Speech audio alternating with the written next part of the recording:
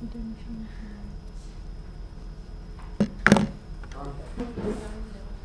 going to generate a set of equations, which I sometimes think of as a workhorse equations of thermodynamics, which students have to have some good familiarity.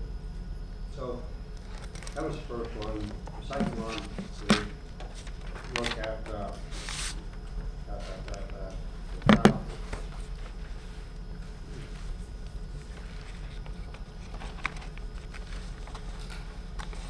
which we define as the energy plus the pressure volume product, so that pH is PU plus PdV plus PdP.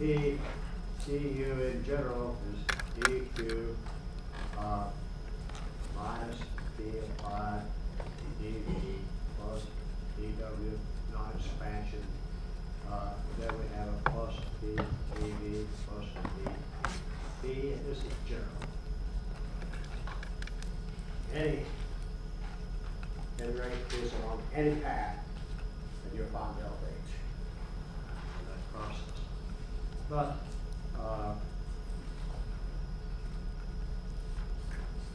special case for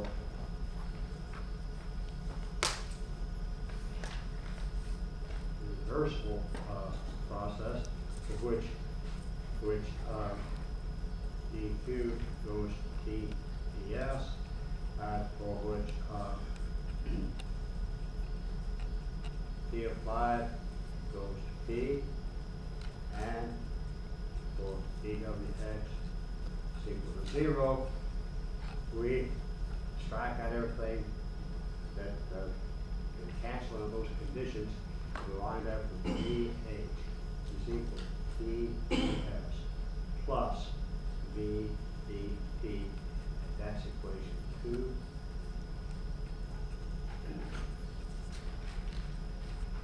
Then you play that same game with A, which is equal to U minus PS. You can write down VA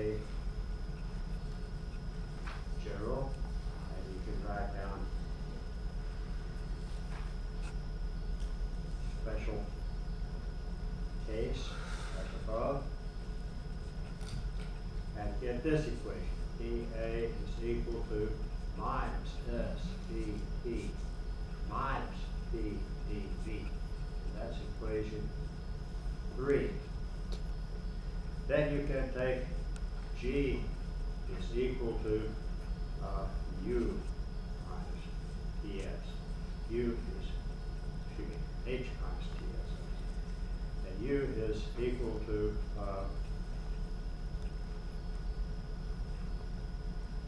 H is equal to U plus dV minus ds. So you differentiate all that, get the general case, then put in the special case, reverse pass all day, you get this equation. Pt is equal to minus S dt plus dP, and that's equation 4. Now, I went through those pretty quickly, but it's very easy to fill in the spaces. So this should be easy for all of us to do by now. And so I've rewritten that here in a way that we can workhorse equations of thermodynamics. General law paths, we have these 4 equations. Limited for reversible paths only, with no non-expansion work, we have these 4. I said, no, okay? Is that reasonable? Now, how can you remember those? Well, it's pretty easy to learn this lesson from a day or two ago. We were talking about free energy. Free energy is that energy that's available when you harness the driving force of a change of state. Now, if the constraints are S and D, the free energy is related to the change in energy. The derivative of that is du is TdS, TdV. Here's S, here's V. They are the variables. That's V. So think under what constraints that energy is the determiner of spontaneity. They're constant S and constant V. Remember that. You're going to have a ds and dv. The signs, you just have to keep them straight in your head. Now, at constant temperature and pressure, it is the enthalpy that systems seek the lowest states of. Systems spontaneously move to states of lower enthalpy under these constraints. But if the constraints are those, aren't they constant? No, they're not constant because the free energy, this is the free energy. This is the thing that's equal to that minus Wx maximum. Okay. I didn't bring that page in, put it back up there again. Okay? I'm just telling you how you can remember it. Under the constraints of constant S and P, it's the enthalpy that is the determines spontaneity. What did we say? We said under conditions of constant entropy and volume, systems seek the states of lowest energy. Did we not? Mm-hmm. If you capture that free energy as they're proceeding, then that work that you can do is equal to minus W. That doesn't mean that S and V are constant in this derivative. Maybe this won't help you remember it. Maybe it'll make it hard for you to remember. At constant volume and temperature, it is the Helmholtz function that determines spontaneity, and it's volume and temperature that vary these derivatives. Under pressure and temperature, it's the Gibbs function that determines spontaneity, and it's pressure and temperature that vary in those derivatives. The signs you have to keep straight. It's nice to know that all combinations occur. Here's a plus, a minus, here's a plus, there's a minus, a minus, a minus, and a plus. So they're all there. We'll move on. May not help. So those equations that we must know. All right. Now, do that. Okay. Let's note that these variables, the thermodynamic energy, the enthalpy, the Helmholtz free energy, the Gibbs free energy, are each an extensive state variable. I have a problem with that because then when I give you problems, you always lumbering around trying to do things you don't need to do if you know that they're state variables. Changing them from state 1 to state 2 is independent of the path you follow. The state variables, and therefore their derivatives,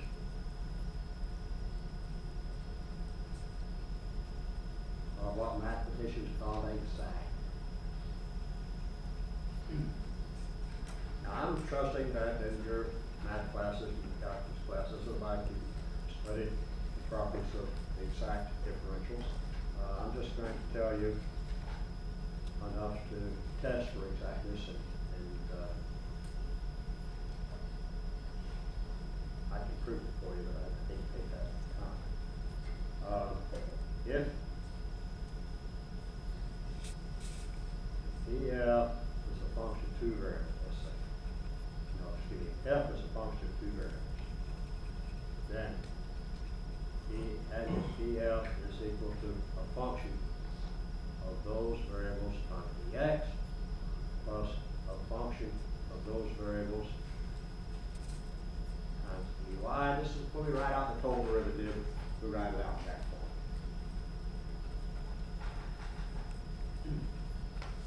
If this is the case,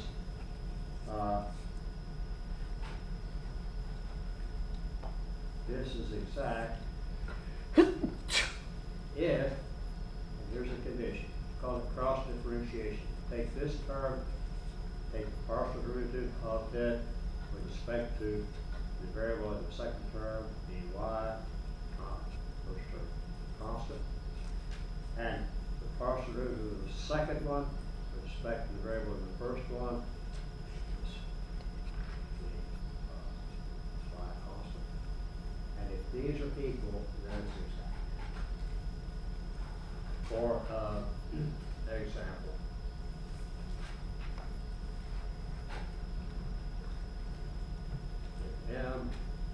if m dx, right, plus n dy is equal to, say, 2xy dx plus 2x dy. Let's test this for exactness. Here's m, here's n.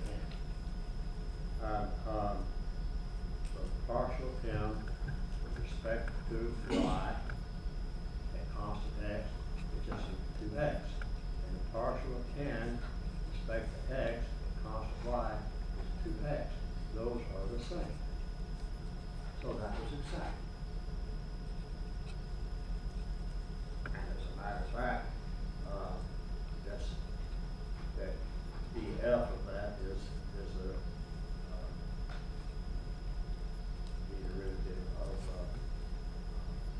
x squared y. Okay. If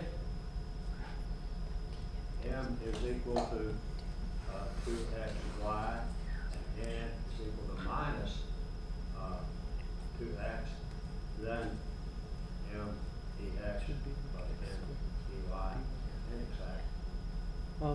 Isn't dn over dx x squared? Shouldn't dn over dx just be 2 because the derivative of 2x with respect to x is 2? Let me see if I wrote this down correctly. It probably, in order to Oh, be correct, kidding. it'd be x squared. Yes, x squared. Of course. Everybody knows that. X squared. Sorry. I knew there was a 2 there somewhere. I sure didn't know this. All right. So this cross differentiation is a test for exactness. Now, if sensitive state variables have exact differentials because d of u or d of h or d of a or d of g depends only on where you start and where you stop. That was just a quick brief review of some math that our friends in the math departments have taught us. So we then wind up with these 4 equations having 4 counterparts. First equation, du is TdS minus PdV. Therefore, the partial derivative of the temperature with respect to the volume at constant entropy is equal to minus the partial derivative of pressure with respect to the entropy at constant volume. Cross differentiation. This is a valid equation. And these 4 equations over here are called Maxwell equations. I told you that James Clerk Maxwell is one of the big-time scientists in the history of science. If he'd done nothing other than figure out the distribution of velocities of gas in equilibrium, he would be famous forever. That was a powerful thing. But he had his finger in lots of things. He also theory of electromagnetic nature of light, where it is famous for that. He also got involved in thermodynamics. He had his finger in everything going on. That's what I got. All right, so the second one, you play the cross differentiation rule on that. We get the partial T, respect to pressure, constant entropy, is equal to partial R, respect to entropy, constant pressure. Now these look sort of weird, probably totally useless, but these are the really important, useful equations in thermodynamics. They're the same. Workhorse equations, and exert part and parcel of it. Well, if you play the game with the Helmholtz energy, you get the partial entropy with respect to volume and constant temperature. This partial pressure with respect to temperature and constant volume. Do it with Gibbs function, you get partial entropy with respect to pressure and constant temperature is negative. Partial volume with respect to temperature and constant pressure. So it probably is necessary for us then to see how we use these things. And I can't show you every use of them because they're humongous, but I can show you. So I say know these. I don't ever want you to have to go back and look up any of these equations. If you do that, you fall behind. That's bad. I don't expect you to remember these, but if you know these, you generate those. It's not a heartbeat, a couple of heartbeats. So be able to retrieve these on demand, find out whatever mnemonic works for you to remember these. Okay? All right. So let's see. Well,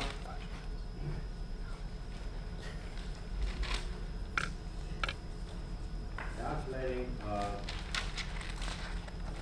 integrating DS for various under various constraints.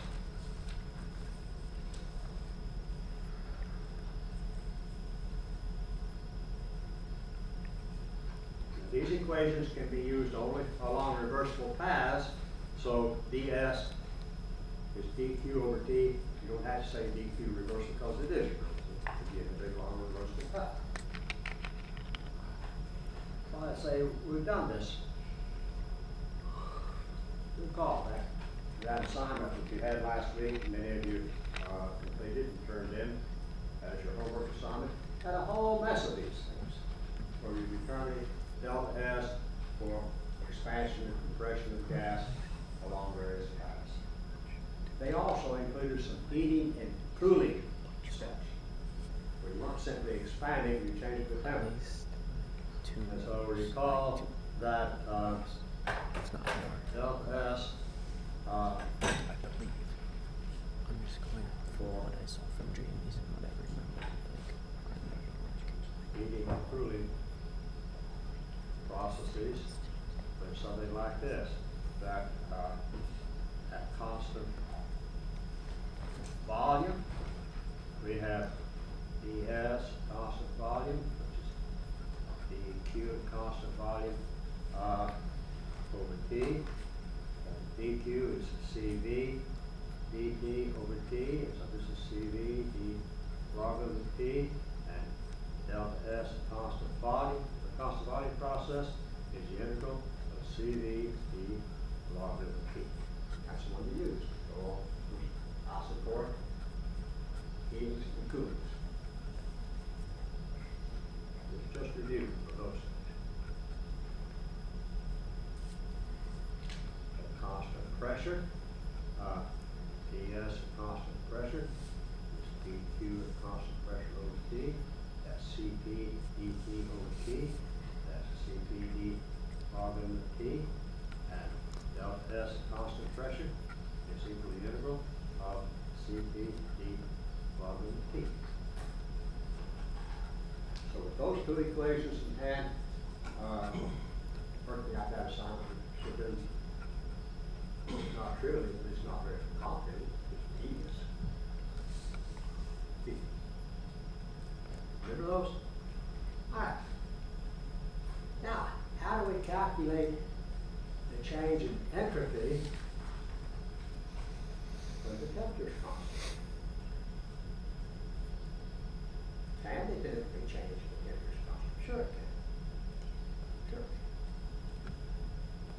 Temperature change is not required for entropic process. So just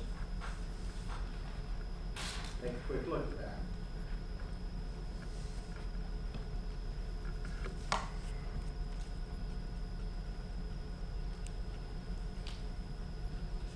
At constant temperature.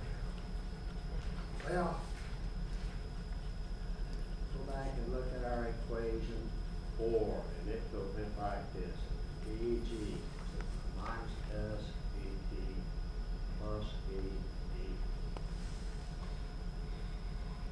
And it's Maxwell relationship.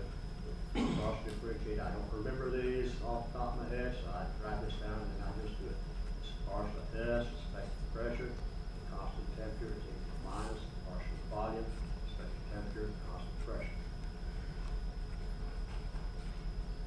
the way the enthalpy changes with pressure and constant temperature. That's you're dead in the water if you try to do it through this. It is just absolutely mind-bendingly horrifying. Be faced with having to calculate enthalpy change at constant temperature, pressure, without doing something like this. In general, the gases can't do it for a lot of us. Let's see that was all right. So this is minus. Let me multiply this by the volume and divide it by the volume, and then write partial V with respect to V and constant pressure. And why would I want to do that? Because that term in brackets is an old friend of ours. What's its name? If you can't recall its name off the top of your head, look at it a minute and see. It's a change in volume with respect to temperature and constant pressure. It's the fractional change of proportional change in volume with respect to temperature. What the hell is that all about? Change in volume with respect to temperature, is that not at a constant pressure? Is that not isobaric thermal expansion? That's the coefficient of isobaric thermal expansion. Well, way back to probably the beginning of it was in the introduction to the course or in the math review, one or the other, we had that differential in there, that partial. So it was important. Gave it a name. The name we called it was alpha. Coefficient of thermal expansion. We need it. It's useful. We can measure that. And so Ts, constant temperature, is equal to minus alpha V dP. That's pretty much it. So look at an example.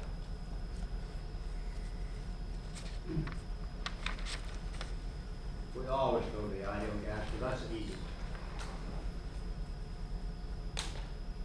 And for an ideal gas, alpha is equal to 1 over T. If you don't believe that, just write down the equation, state, and evaluate that partial derivative.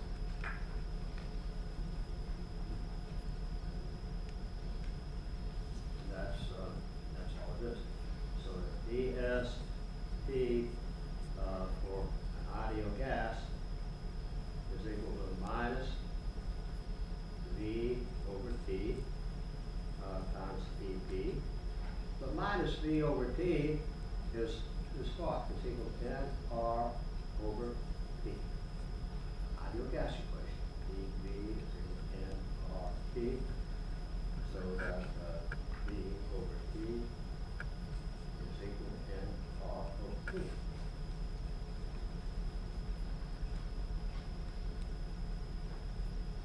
And delta S constant temperature for an ideal gas, you can measure this one, it's minus n R d log of d d1.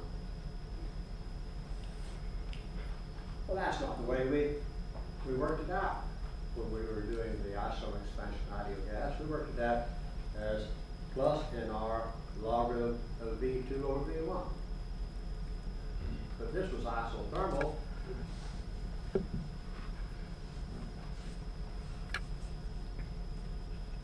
That's Boyle's law. So that P2 over P1 is V1 over V2. And we can also write this delta ST, ideal gas, is equal to plus nR logarithm of V2 over V1. That's the one that we used before. Same equation. So we didn't need that for working with an ideal gas. How about if we wanted to look at it for, well, at first, I'll put some numbers to this.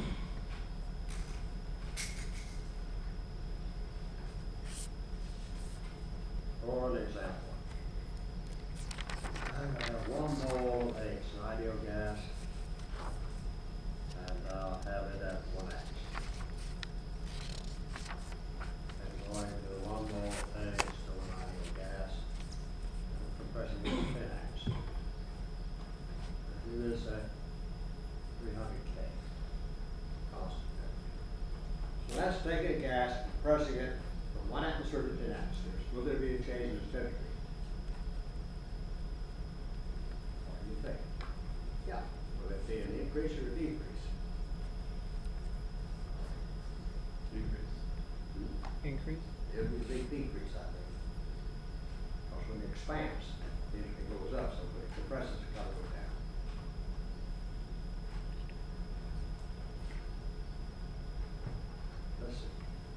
Let's see. Delta S, the ideal gas, say N R logarithm of T1 over T2. And that was 1 mole. R is 8.314 joules per mole per Kelvin. And the logarithm of 1 over 10 atmospheres. You swap those numbers in, you come out minus 19.14 joules per Kelvin. So there's a big decrease in entropy from the compressed line. Like this. Certainly when we expand it, we got a big increase in entropy. Reversible expansion, reversible isothermal expansion of ideal gas. Remember that 11.13? We kept saying over and over again. That was an increase in entropy. Now you're going the other way up that curve. So we restored it. Decrease. All right. So keep that in mind. We compressed a sample of a gas from 1 to 10 atmospheres. Now let's do, this was example 1. Example 2.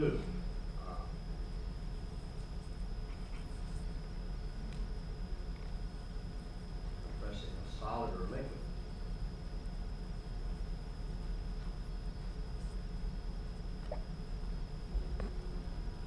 How does it change? Well,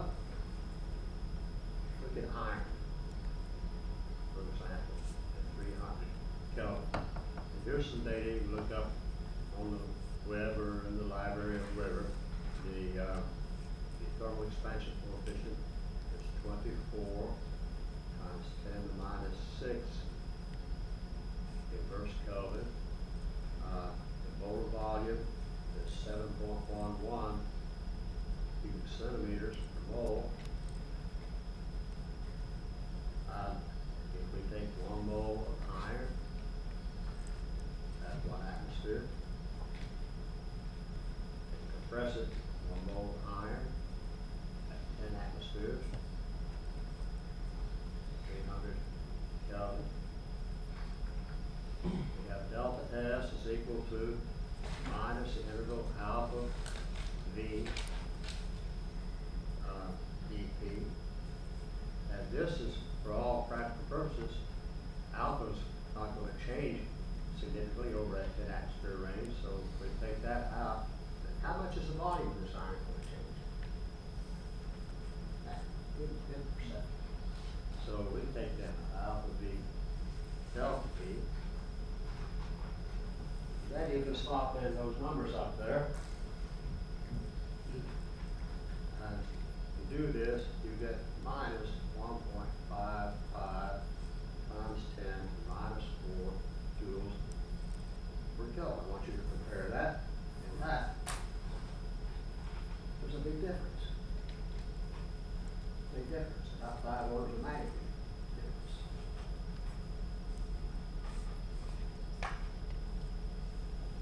That's because condensed substances are difficult to condense further.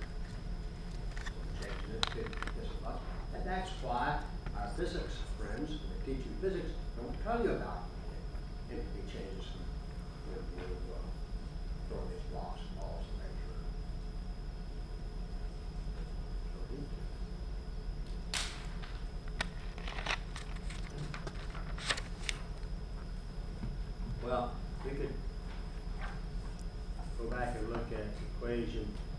3, which was for Helmholtz free energy, and it went like this. dA is equal to minus S dt minus d dP.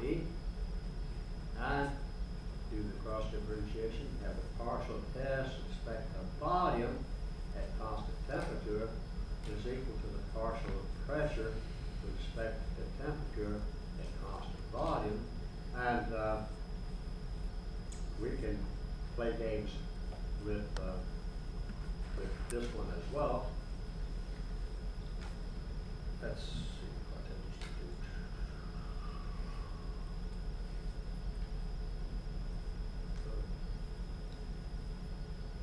This then becomes the partial of pressure with respect to temperature, constant volume times dV. This partial derivative here, just do the chain rule on it. We're going to take that single partial and turn it into 2 with a minus sign in front using a chain rule, which is go ABC, ABC, ABC, equal to minus 1. And so how much wish to do that? I wish to differentiate partial volume with respect to temperature, constant pressure, partial volume with respect to pressure, constant temperature.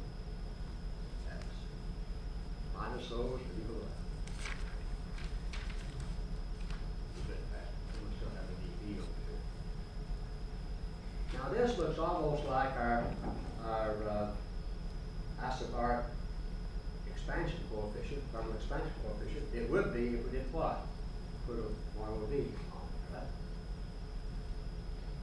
And this looks a lot like the isothermal compressibility, kappa. It would be that the minus sign we need, we put a 1 over V there. And so this is equal to minus alpha, no, it's equal to plus alpha over kappa T, that's isothermal compressibility times dV.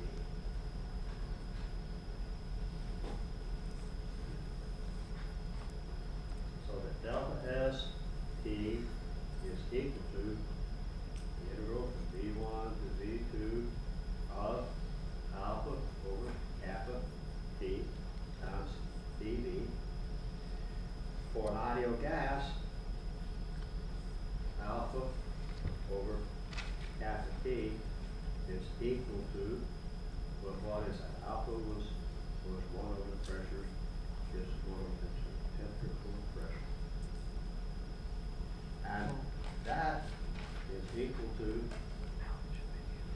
Shouldn't it be the opposite of that? yeah, the opposite of that. Thank you much. So Pressure over temperature, thank you. And that is equal to NR over V.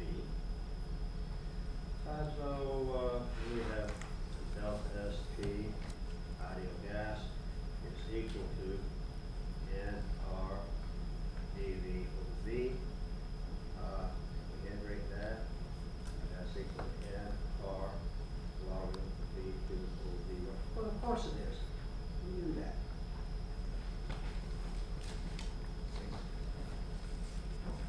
Everything is consistent, nothing else. Calculate something by method 1, calculate by method 2, you get the same result. Do the calculations properly. See, this is again. Same result. Now how about condensed phases? Well, for condensed phases,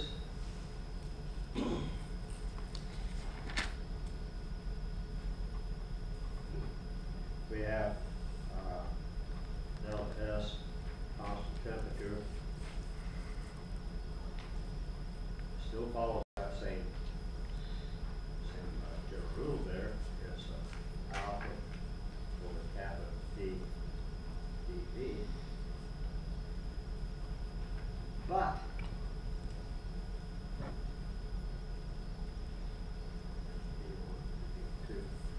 V2 minus V1 or delta V is what we're processing, solving this. Constant temperature. How much can you change the volume? Yeah, hardly any. So this is very small. again, for that reason, we don't worry about changing the entropy of, in this case, this constant temperature. Just change your pressure if we see that it's very low. Change in volume, we don't even have the ability to do that. If we did, it'd be very small. Well, there's some uses of our equation. Let's look at another one. And it gives a chance to touch on something that I haven't said anything about thus far, I probably should. Recall that we showed that in general result, the difference in capacities of a system or substance is equal to alpha over kappa, that's kappa T, was V minus R sub H, respective pressure, constant temperature. I'm going to call that equation 1. This is not the same equation 1. I'm starting numbers and equations for this line of argument.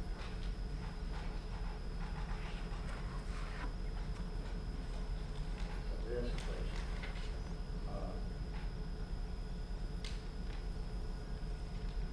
For fluids, R sub H, respective pressure, constant temperature to be measured, well, is equal to minus Joule-Thomson coefficient times the heat capacity, and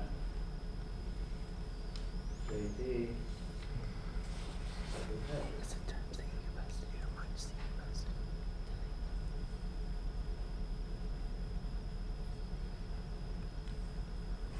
Joule-Thomson stroke. We push the fluid through a restricted plug and measure the change in temperature with change in pressure. And we found that could go up or down depending on the nature of the electric forces in the fluid as you begin that pushing plug.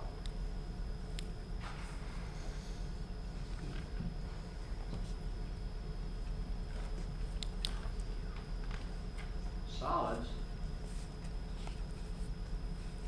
cannot be studied this way.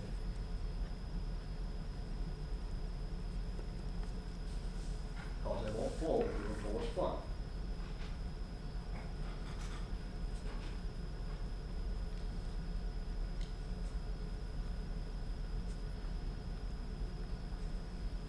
So how do we determine that? Now consider this.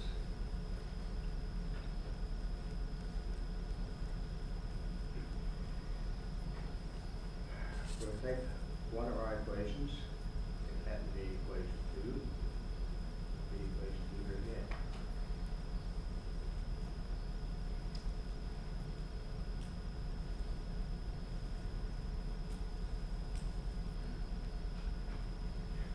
And with this equation, I'm going to divide both sides through by dP. I'm trying to find this thing right up here.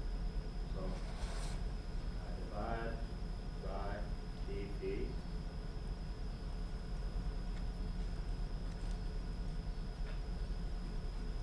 And I hold what constant? I hold the temperature constant.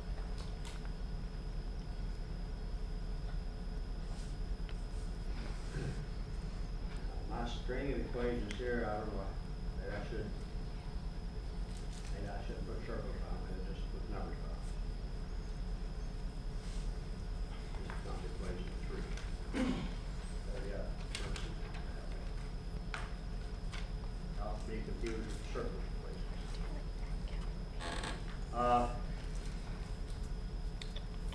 So we have a way to compute this term up here using what? Using the Maxwell equation to figure out this. And we can do that from circle equation 4, which was dG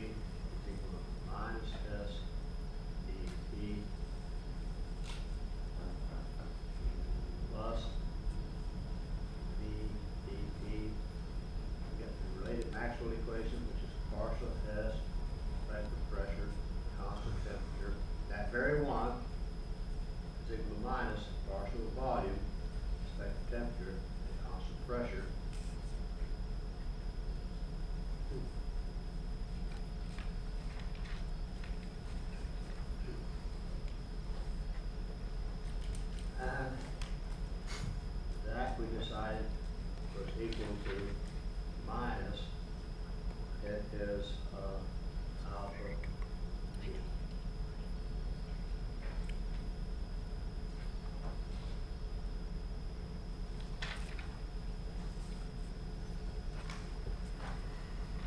Then equation 3 in parentheses, right there, becomes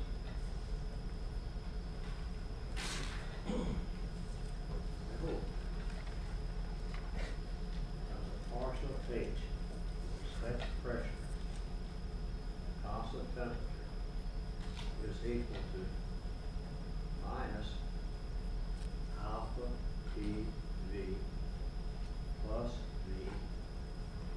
That's equation 4 in this string.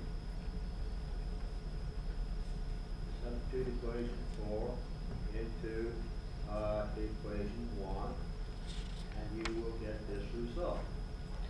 You get difference between capacities, isochoric conditions, is equal to alpha over kappa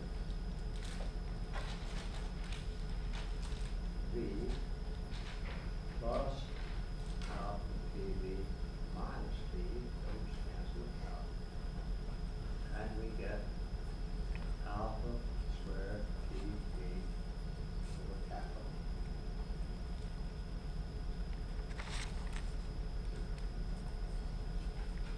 Which is yet another equation for the differences in heat capacities.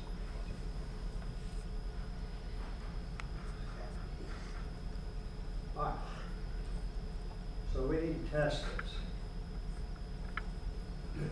One thing you can do is do a dimensional analysis on it. You better have dimensions of what? Energy over temperature. And, another thing to do is see what it gives for an ideal gas.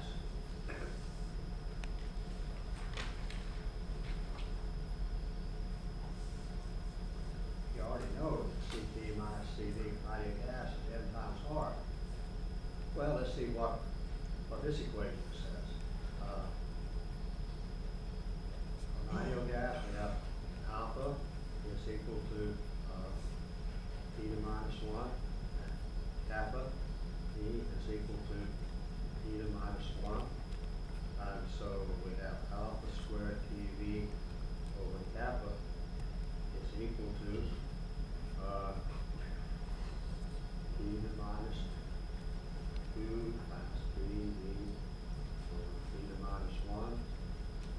And what's that turn out to be? It turns out to be PV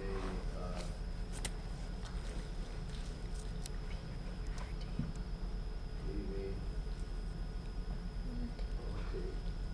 Oh, what's that for an ideal gas?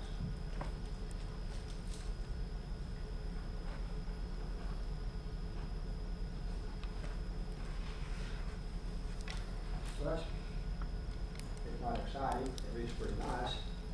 We have this lovely equation that works on solids and liquids and works on everything. It's a much better equation, a lot easier way to get here than the path we took before. How about a condensed substance then? How about we do this with, should come with a block of iron, I should look up the data for that.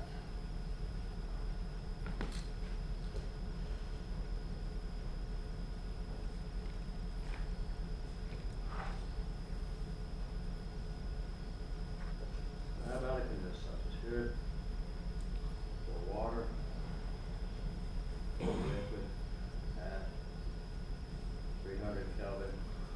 I have these data. Alpha is equal to 2.1 times 10 to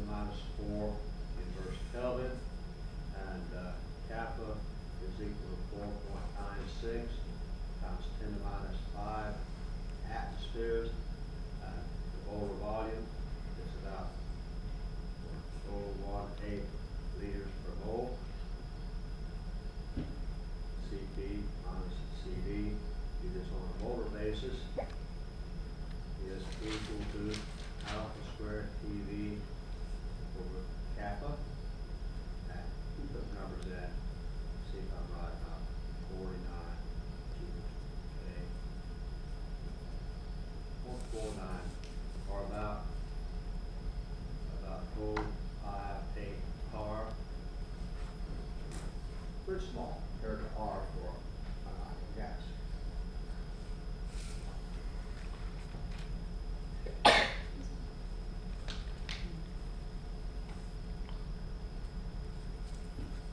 We expect these bigger or smaller? Smaller. Yeah, smaller.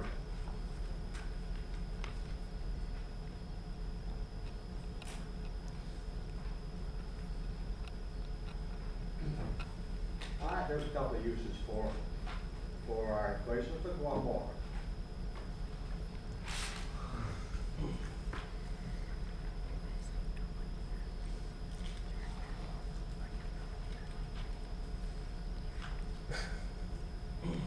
I'm going to hand out on Matthew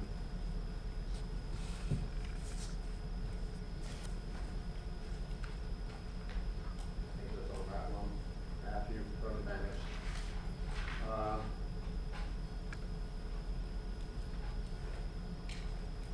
There's all that. Isaac Newton found that he had a model, a theory, of speed of sound.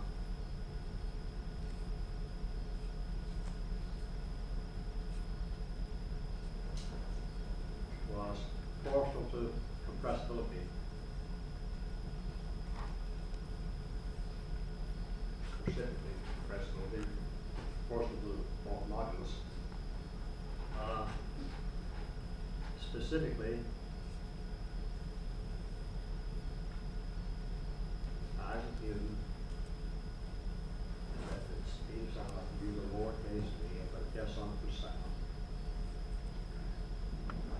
Theory for the square of it was the partial of the pressure with respect to density. Now, it's easy to get these mixed up. I'll try to write them so that one looks like a P and one looks like a loop. That's all.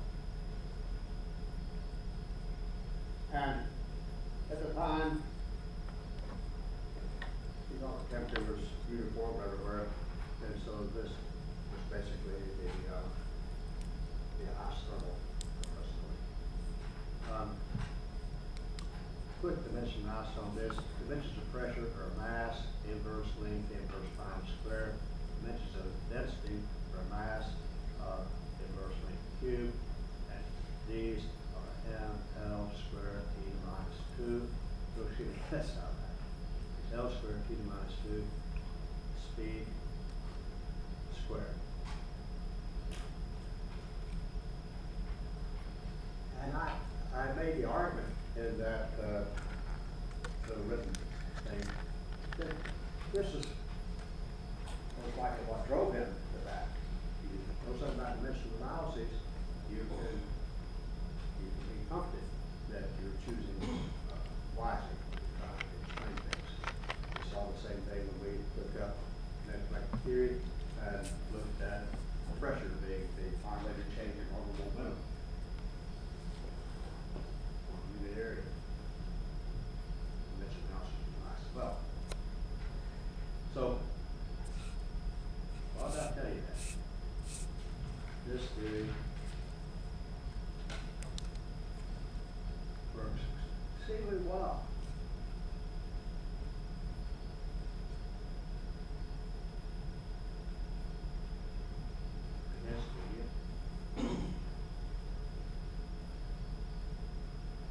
Sound, we decided this is kinetic energy that is carried by a stress that's moving as a wave through a medium. Not as little pieces of chalk flying toward the frogs on lily pads.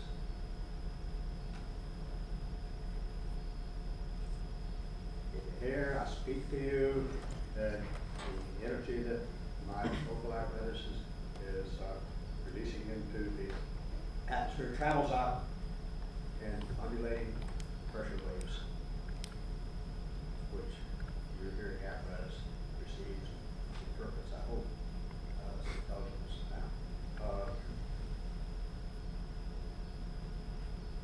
Well, we studied the speed of sound in water, the speed of sound in a piece of iron, or a piece of glass, or something like that. You find this one. do it here, which he did, and he measured the speed of sound there, because he got one guy over on a distant hilltop, another guy on another hilltop, and fired a cannon and timed how long it was between the time he saw the flash out of the cannon muzzle and heard the boom. I had a pretty good idea what speed of sound was. And it was much lower. Much lower for experimental uncertainty.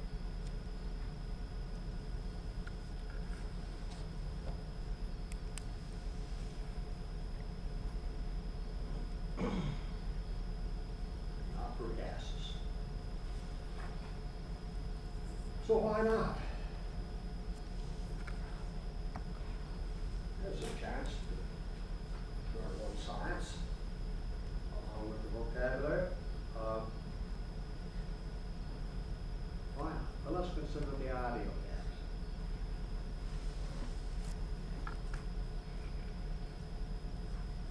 The ideal gas, the density is equal to pressure times the mass.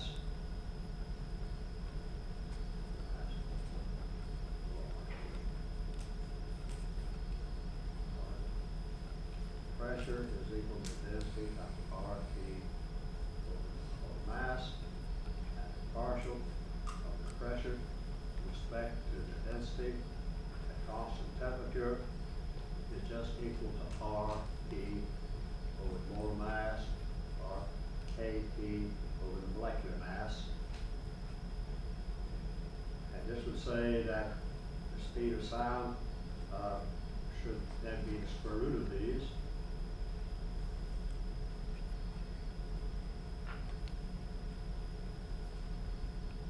This is wrong.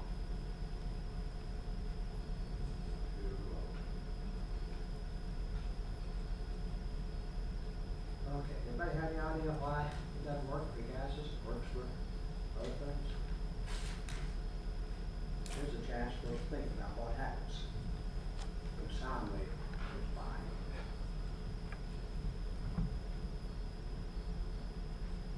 Stress increases the pressure locally in the sound, locally in the beat, in the air. Increases pressure. But then that relaxes. And that relaxing increases the pressure ahead. And that stress moves out in all directions, generally, depending on the shape of the beat. The sound wave is oscillatory, except maybe a sonic boom, that's a wave front, it comes through boom. But most sounds are oscillatory. You've seen the visualization of those on oscilloscopes. So how fast are sound waves vibrating? Well, you know, the music scale,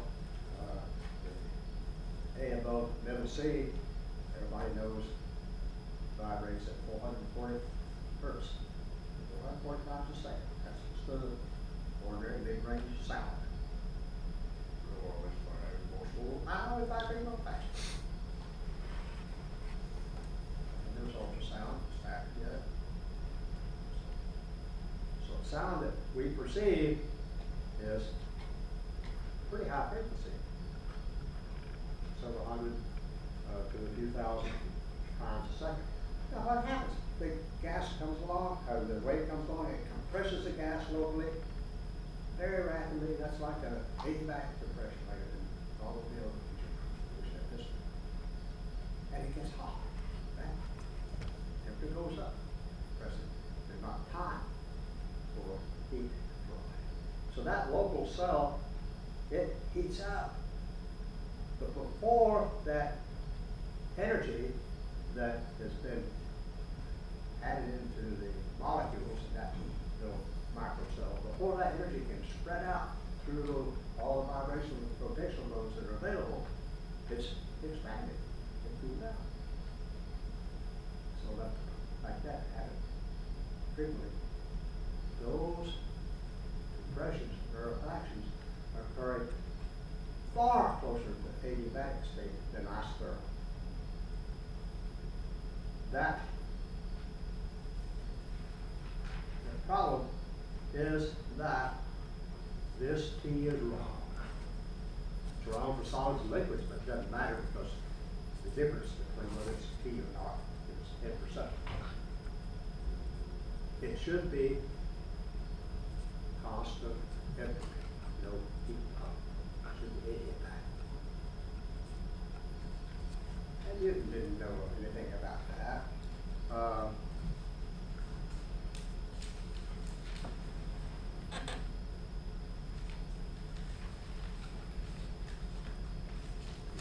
These sound square gas should be the partial of pressure with respect to the density at U is equal to 0, or the partial pressure with respect to the density, we just write S.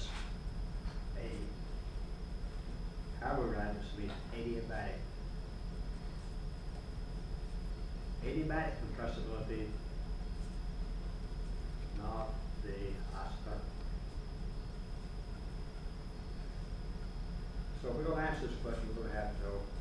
I think you have a homework problem already where you've done this. You'll hurt the period of game, I think.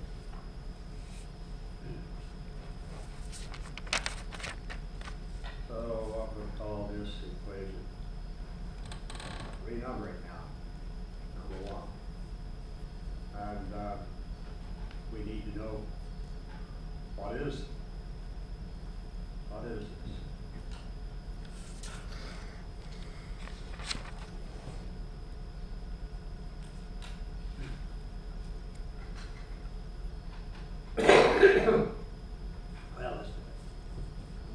Speed of sound for a gas and movement for an ideal gas. Oh, it's easy. Partial pressure, spectral density, and constant feedback conditions. And that's the partial pressure. Density is mass over volume. That's the partial pressure. Now the derivative of M over V is equal to M over V squared with a minus sign in front of it times V. And this whole mess that is equal to minus V squared over M times the partial P with respect to V and constant S.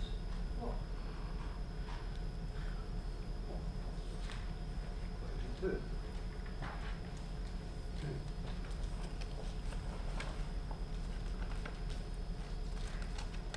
All that's reversible, adiabatic, expansion, an ideal gas is PV to the gamma is equal to constant. Now PV equal to constant is an isothermal. So if we differentiate PV to the gamma, we get P gamma, V to the gamma minus 1 PV plus V to the gamma dP is equal to 0. Now if we solve this for this partial derivative we want up here, we get partial of P respect to V constant entropy. Ideal gas is equal to minus gamma times V over V. That's equation 3. If you do this at constant temperature, you just get P over V.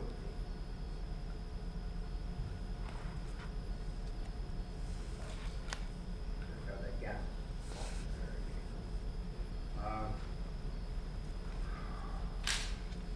So substitute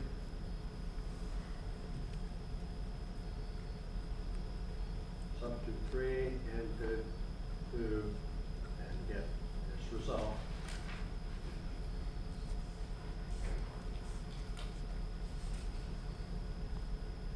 square sound, ideal gas, is equal to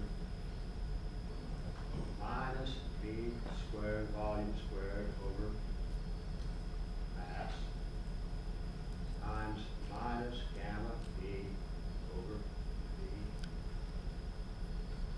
And that's equal to gamma V over M. And that's equal to gamma PV is nRT. That's equal to gamma. Number of moles is the mass divided by the molar mass. So that's gamma times number of moles times RT over the molar mass.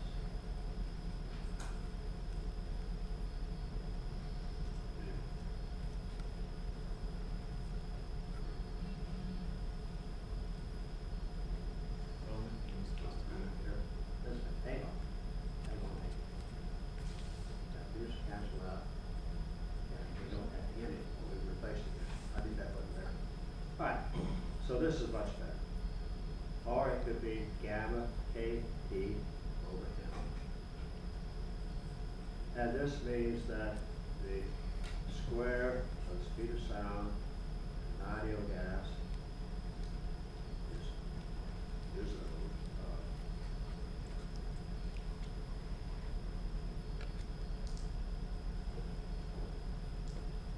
or that speed of gas, speed of sound in an ideal gas is just a square root of those. Gamma R T M A T M. Now, it may not be jostling around in your heads here, but you've seen equations similar to this for speeds of gases.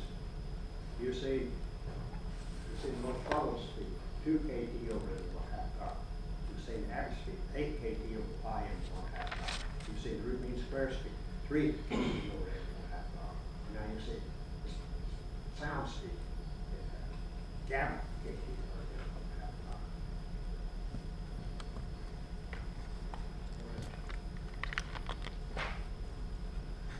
All right.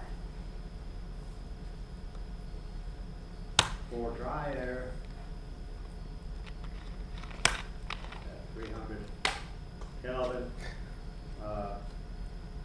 yes, is equal to gamma RT over M 1/2 power gamma 1.4 M is about 0.29 kilograms per mole. Put the numbers in. We've done some of these calculations. This will keep us from that to be 347 meters per second. That turned out to be 776 miles per hour. Is that Mach 1? Not literally, because Mach 1 is a legitimate speed defined as a speed of sound in dry air at 0 degrees Celsius. So goes slower. But it's close. It's Mach.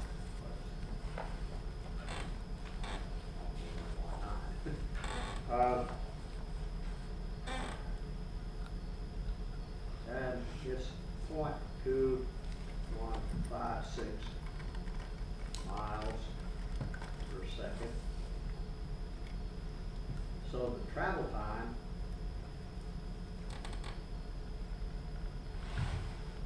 for 1 mile, for sound wave through 1 mile, is reciprocal of that, which is 4.6 seconds. And I tell you that because there's all this folklore about how to tell how far away thunder or lightning is struck by seeing the flash and counting down until you hear the boom, and that's the way. That's the way right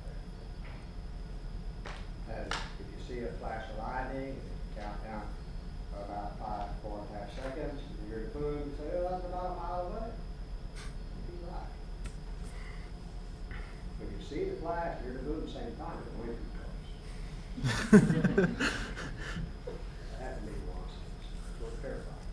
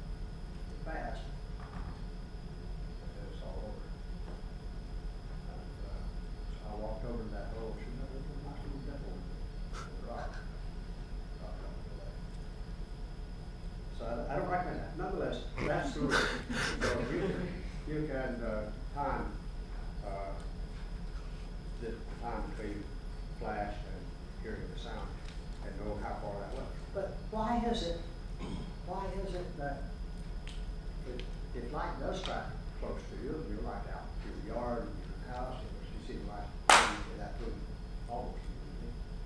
Why is that just all you hear?